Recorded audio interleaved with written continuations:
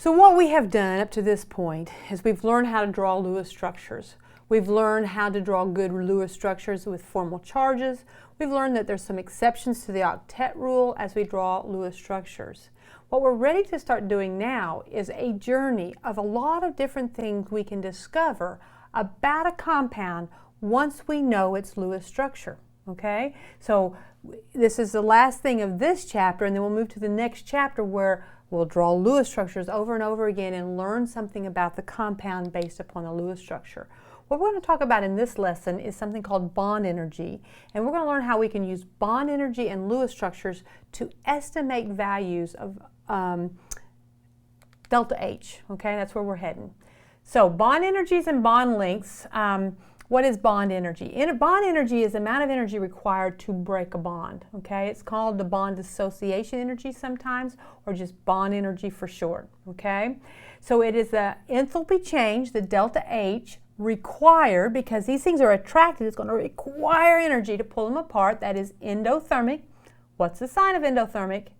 Endothermic is positive. So it requires energy to break the bond, and we define it out of, the energy to break one measly bond. Well, we're never breaking just one bond, but we'll do it in the world of moles. So it is defined in terms of how much energy is required to break a whole mole of them.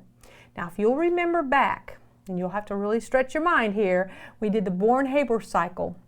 And in the Born-Haber, this is at the beginning of this chapter, the Born-Haber cycle was used to figure out lattice energy, where we drew a triangle shape and we figured out all those energies and added and subtracted, came up with lattice energy. One of those energies that we talked about was bond energy, or bond dissociation energy. So we've mentioned this, but now we've got a full definition of it. Bond energy, energy required to break 1 mole of a bond. Okay, so here's an example. We have hydrogen. Hydrogen's a diatomic molecule. It consists of a single bond between the hydrogens. If we want to take a gaseous hydrogen, H2, and break it into the gaseous atoms, and that's part of the definition. See there, you're going to break a mole of gaseous molecules into their gaseous atoms there. When you do that, it requires, in this instance, 436.5 kilojoules. Okay, so that's a measurement that can be made and determined, and we can come up with tables full of these energies. The table in our TRO version 3 is on page, I'm not going to swear to this, but I think it's on page 410. I haven't been running a good track record of having them show up right, but I'll correct it if that's not right. But it's table 9.3 in the book. And this whole table we're going to look at here in a minute is values of bond energies. Now, some of them are average bond energies and some of them are true bond energies. We'll talk about the difference and how we come up with those averages. But if I have a molecule that's easy to exist in a gas state with that one bond, we can easily measure how much energy it takes to break that one bond. And so it's not an average, it's a true value of that. Okay? Since many of them are averages, they're used and can be used to estimate a value of delta H of the reaction. It might not be exactly this value, but it is a pretty close approximation of what the delta H of a reaction would be. So we had learned many different ways of coming up with the delta H of a reaction back in chapter 6, and I'd promised you then that we would find out another way to do it and after we learned how to draw Lewis structures. But let's look at this table, okay? And we'll kind of examine some things here. Some of the values are not averages, but they're all listed as if they were here. What we have is the energy to break like a hydrogen-hydrogen single bond. Well, there's no such thing as a hydrogen-hydrogen double bond, so we won't see anything like that. But we can see here that we have energies for carbon, whether it be a single, a double, or a triple bond, and it's different. A single bond is not as strong to break. A double bond is stronger than that, and a triple bond is really hard to break between 2 carbon atoms. Okay? So we have all of these different values provided for us between different nonmetals. Now there is one that is kind of worth noting here. And we have a double bond between a carbon and oxygen. Generally, on average, we would use the number 736. But if the molecule is carbon dioxide, the average to break a C double bond O in carbon dioxide that exists of 2 of those, they could figure out that, and it is a little bit more accurate to use 799 instead of the 736. So if you had a C double bond O inside of a compound that wasn't carbon dioxide, and here's an example, okay? Here's a C double bond O in a molecule that is not carbon dioxide, then I would definitely want to use this value. But if I had it for this molecule, I would want to use this value. All the other ones are pretty straightforward for us there. Okay, so what is it that's happening here? The amount of energy change to do a reaction is the energy change from here to here, okay? And that would be the delta H. So if we want to determine this delta H, what we can do is we can break all the bonds. That requires energy. Bond energy for all the reactants. This means that I'm pulling them all apart. Pull them all apart. And that will require energy, so we see that it is going up here. And now we have nothing but atoms, and we start putting them back together again. All right? So when we put them back together, it will be a negative energy because it's releasing energy. It requires energy to break bonds, and so that's why it's endothermic, going up, endothermic, putting in energy. If it requires energy to pull them apart, then it's going to release energy when you put them back together again. That's exothermic. So you add up all the energy of all the bonds broken, and that's going to be a positive value because it requires energy. And you add up all the energy of the bonds being formed, and that's a negative energy. Sometimes they just said add up those bond energies and put a minus sign here. Okay? We'll do bond energy of those bonds broken minus the bond energy of those bonds formed. All of those guys are exothermic. Now the reaction on the left would be an example of the overall reaction being endothermic.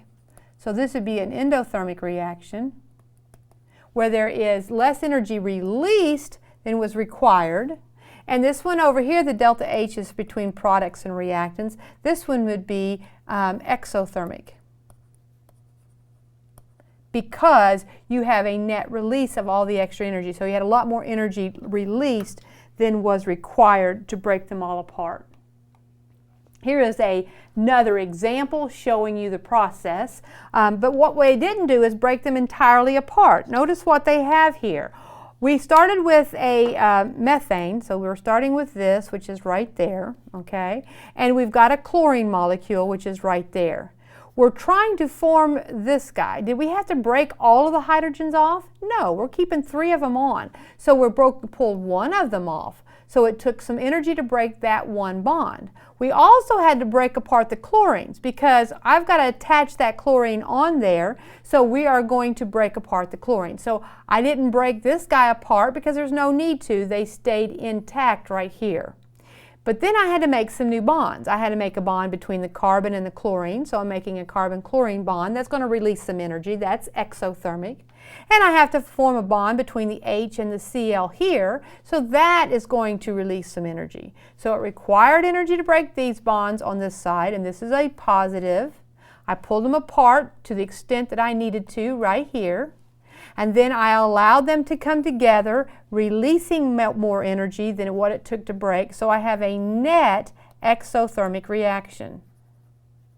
It released more energy than it required to break the bonds that I needed to break. So we're going to go through and we're going to do this method. We're going to write Lewis structures for everything, because you cannot know what bonds are being broken and what new bonds are being formed unless you have got exactly it laid out by Lewis structures. Our Lewis structures lets us know, is it a double bond or is it a single bond?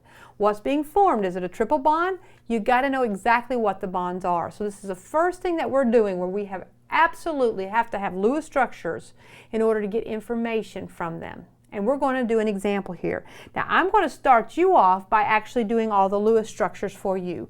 And then you're going to examine that. And you're going to come up with a lot of answers to some questions here. So let's look at our Lewis structures. The first molecule is C2H6. Now I'm just going to jump ahead to what the Lewis structure looks like. and you're going to trust me on this because, you know, you think that I'm smart. Whatever, I'm just kidding. Okay, so there is C2H6, but I have 2 of them. So I'm going to put a great big, if I can get it in here, 2 in front of that. I'm not just doing this for 1 of those, I'm doing it for 2 of those. So I have that. And then I have 7 oxygens, all right? Now what does oxygen's Lewis structure looks like? Well, you have to know what its Lewis structure looks like so you know whether or not you're breaking a single bond or a double bond. So that is what you're starting with. All right, and then the products, okay? What do we have for the products? I'm going to move them down here below it. I've got carbon dioxide, so I have C, double bonded O on that side, a double bond on the O on this side. So there's the Lewis structure of carbon dioxide, and there are 4 of them. So I'll put a big 4 in front of that. And then I've got water, and here's the Lewis structure of water. Okay, and I have 6 of those. So what you're going to do is you're going to use the energies in that table that I gave you. And you're going to go through answering the questions that I present for you here. You've got to consider what bonds are being broken. Are you breaking all of those? Well, we don't have a carbon-carbon bond down here anymore, so I'm definitely breaking those. I don't have any carbon-hydrogen bonds down here, so I'm definitely breaking those. I don't have any oxygen-oxygen bond down here, so I'm definitely breaking those. All of those bonds have got to get broken. So you're going to figure out that energy. And then you're going to consider all of these bonds have got to be formed. Remember, to break bonds requires energy, so you're going to add those all up, add up those bond energies. Those are positive. And then you're forming all of these. These are going to be released. So they are going to be, when you add up all those bond energies, they're going to be negative. You're going to be subtracting those from those, okay? So work on it a little bit. And then after you've worked on it a little bit, you're going to start answering some questions, okay? The first question that I have for you is how many carbon-hydrogen single bonds had to be broken? Okay, well, did you come up with 1, 2, 3, 4, 5, 6 times 2, 12? That's why the answer is 12 for that. We had to break 12 carbon-hydrogen single bonds. How many oxygen-oxygen single bonds have to be broken? Well, there aren't any, okay? It's not 2 single bonds that you're breaking. There are no single bonds that you're breaking. You are breaking a double bond. If you look at those bond energies, the bond energy to break 2 single bonds is not the same as the bond energy to break a double bond. So you got to make sure you're very clear about that. You don't have any single bonds break, but you have 7 double bonds that you're breaking. Next question. All right, now you know the bond's broken. You know the bonds formed. Maybe we ought to go through and do all that before you do this. Did you count them up right? So there were 1, 2, 3, 4, 5, 6 times 2 carbon-hydrogen bonds that had to be broken.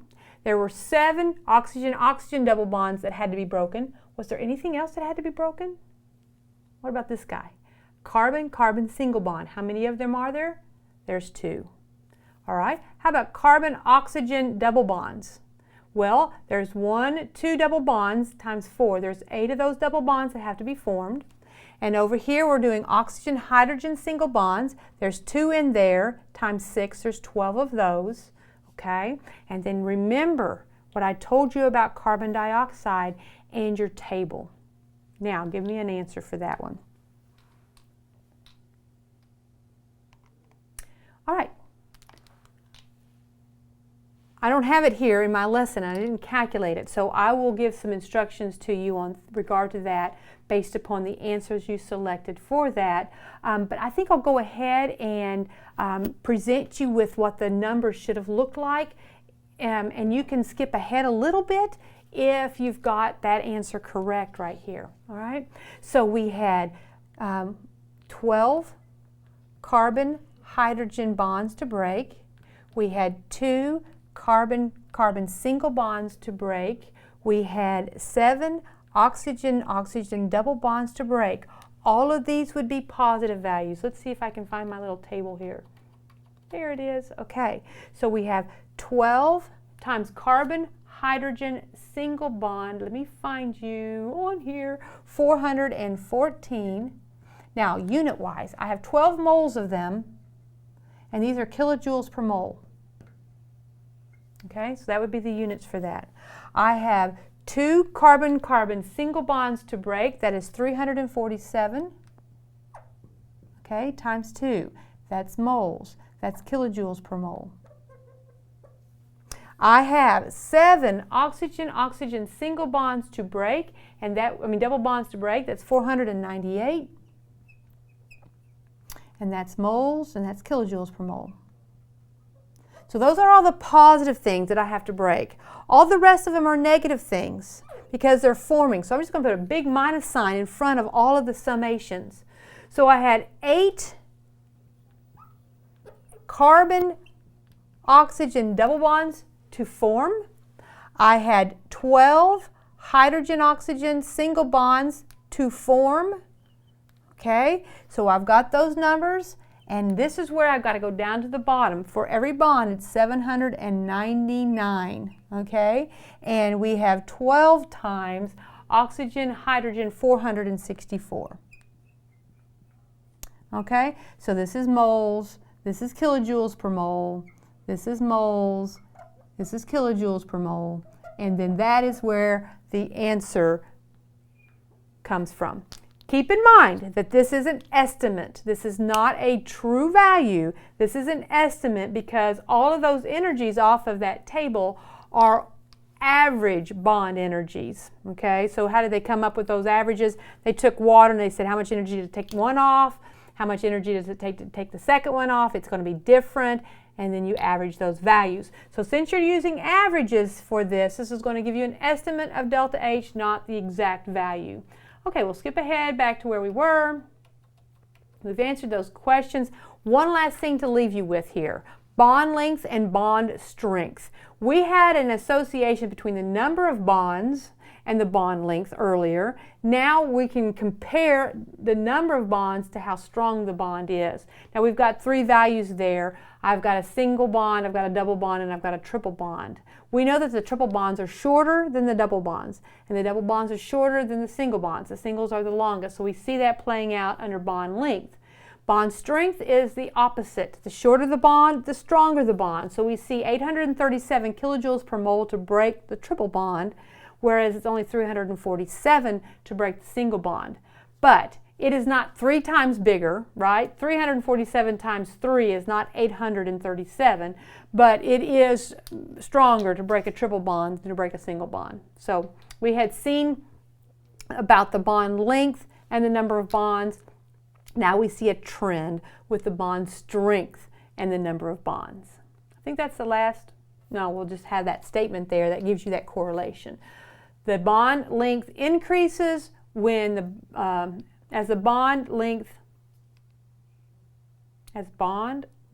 increases, bond strength, I have no word there. Actually, I think the word is showing up underneath the table and it's covered up. So as the bond length increases, the bond strength decreases.